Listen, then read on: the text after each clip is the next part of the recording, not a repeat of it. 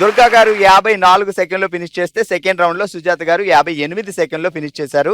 And next మా heroine గారు ఎంత తొందరగా ఫినిష్ చేస్తారేంటో చూద్దాం. Starts now go. అది సూపర్.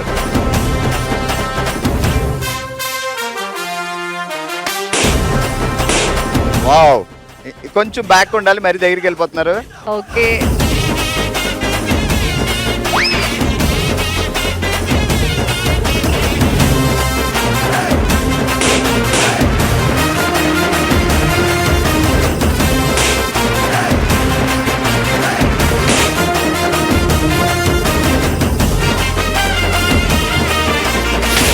Wow super.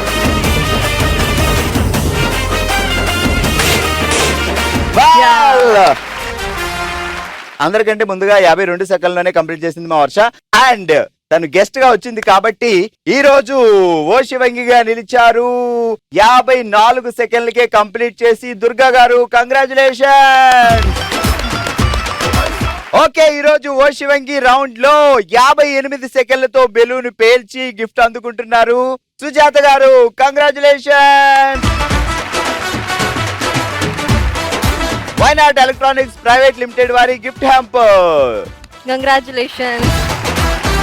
54 సెకండ్స్ లోనే కంప్లీట్ చేసి సక్సెస్ఫుల్ గా గిఫ్ట్ అందుకుంటున్నారు దుర్గా గారు.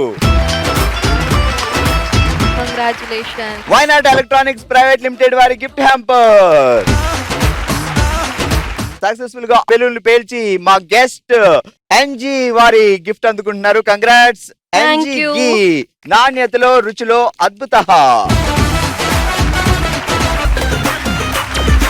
మన నెక్స్ట్ రౌండ్ మనసులో మాట. తన మనసులో మాటని మనమే తన కుటుంబం అనుకొని మనతో షేర్ చేసుకోవడానికి ఇప్పుడు మన ముందుకు వస్తున్నారు లీలాంబిక గారు. అమ్మ నమస్తే. నమస్తే అండి. సో అంతా మనమే ఫ్యామిలీ. సో మీ మనసులో ఏంటి ఆ చిన్న రిగ్రెట్, ఏం చెప్పాలనుకుంటున్నారు చెప్పండి మా. మేము 5 అన్నదమ్ములు, 2 అక్క చెల్లెలు. నాన్నగారు 10 years ఉన్నప్పుడే మా నాన్నగారు ఎక్స్పైర్డ్ అయిపోయారు. తర్వాత మా అమ్మగారే అన్ని చూసుకున్నారు. అన్నయ్యలు కూడా పెద్ద అయిన తర్వాత మాకు మ్యారేజ్ చేశారు. హ్యాపీగా ఉంది. మా వారు కూడా చాలా మంచివారు, అర్థం చేసుకుంటారు అని అనుకున్నాము. ఆనందంగా ఉన్నాం. అప్పుడు మాకు 3 పిల్లలు పుట్టారు. 2 అమ్మాయిలు, అబ్బాయి మధ్యలో పుట్టాడు. అమ్మాయికి పెళ్లి చేసాం గ్రాండ్ గా. అప్పుడు మా అబ్బాయికి 18 years. అయితే అందరూ చిన్నపిల్లడైనా బాగా చేశాడు అని అన్నారు. మా బాబుకి ఫ్రెండ్స్ సర్కిల్ ఎక్కువ.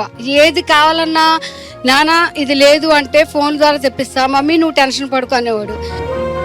నానా అని ఎందుకు పిలుస్తానంటే నేను 10 years అప్పుడే మా నాన్నగారిని కోల్పోయాను.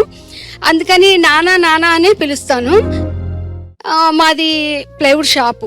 అయితే ఏమైందంటే ఒకరోజు కంపెనీ వాళ్ళు మీటింగ్ పెట్టారు. అది బెంగళూరులో పెడితే వెళ్తాను మమ్మీ అంటే, కార్లో ఎందుకు నాన్న ట్రైన్లో వెళ్ళొచ్చు అంటే, జాలీగా ఫ్రెండ్స్ వెళ్తాను మమ్మీ అని చెప్పి 4 friends వెళ్ళాడు.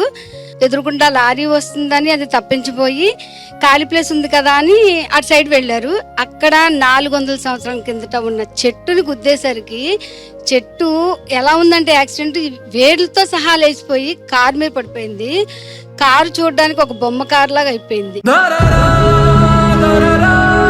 పోలీసులు అడిగినప్పుడు చెప్పారు ఏ స్టేజ్ లో మా అబ్బాయి అన్నాడంటే 2 చేతులు కట్టుకొని బ్యాక్ సైడ్ పడుకున్నాడు. సేమ్ అలాగే వెళ్ళిపోయాడు. తనకైతే తెలీదు, చనిపోయినట్టు కూడా మా అబ్బాయి తెలీదు. వెళ్ళేటప్పుడు చెప్పాడు, మమ్మీ నీకెందుకు, నేను సోమవారం ఉదయానికల్లా ఇంటి ముందు ఉంటానని చెప్పాడు. అలాగే సోమన్నాడు. 2:30 కల్లా మా అబ్బాయిని తీసుకొచ్చారు.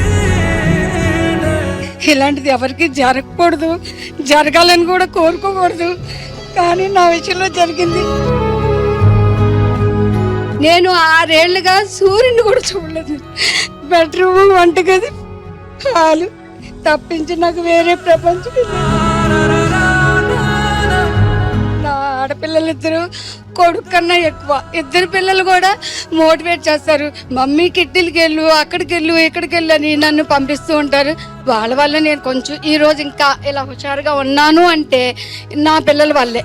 నిజంగానే దేవుడు ఒక్కసారి అన్యాయం చేస్తే ఇంకో విధంగా కాపాడుతూనే ఉంటాడు. ఇంకో చిన్న మాట చెప్తానండి. మా పెద్దమ్మాయిని మ్యారేజ్ పెళ్లి చేస్తున్నప్పుడు మా వారు బాధపడ్డారు. ఒరే అక్కని కావలిస్తున్నాము, ఎలా ఉంటుందో ఏంటంటే, నీకెందుకు డాడీ నేను అక్కడ ఉంటా ఇక్కడ ఉంటా అన్నాడు. అదే మాట అక్కడెక్కడ ఉంటావు ఏంటంటే, ఆ కొన్నాళ్ళు అక్క దగ్గరికి వెళ్తాను, కొన్నాళ్ళు మీ దగ్గరకు వస్తాను అన్నాడు. ఆ మాటకి అర్థం ఏంటో నాకు మా మనవుడు పుట్టాక తెలిసింది.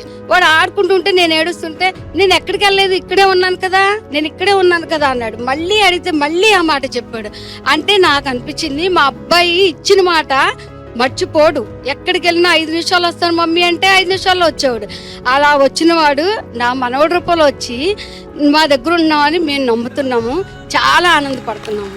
సూపర్ మా, మీరు అదే నమ్మకంతో మీ మనవడే మీ అబ్బాయిగా కొంచెం స్ట్రాంగ్ గా ఉండండి. మీ బాధను తీర్చలేము, బట్ కొంచెం అయినా మీరు రిలీఫ్ గా ఉంటే మాకు అదే హ్యాపీ. సో ఈ రోజు మా షో వచ్చినందుకు, ఏం పేరు బాబు పేరు? రవితేజ. ఒకవేళ రవితేజ ప్రతి సంవత్సరం మీకు ఒక గిఫ్ట్ ఇచ్చేవాడేమో, లేకపోతే మీ బర్త్డేకి తను గిఫ్ట్ ఇచ్చడం అలా చేసేవాడేమో. సో తనే ఒక గిఫ్ట్ ఇస్తున్నాడు అనుకుందాం.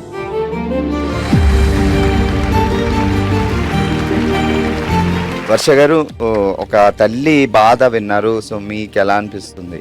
వాళ్ళు తన సన్ని మిస్ చేశారు, బట్ వాళ్ళ సన్ చూస్తూనే ఉన్నాడు తను. అంటే భౌతికంగా లేకపోయినా ఫిజికలీ లేదంటే మెంటలీ అమ్మ దగ్గరనే అమ్మ దగ్గరే ఉన్నాడు. ఉంటాడు.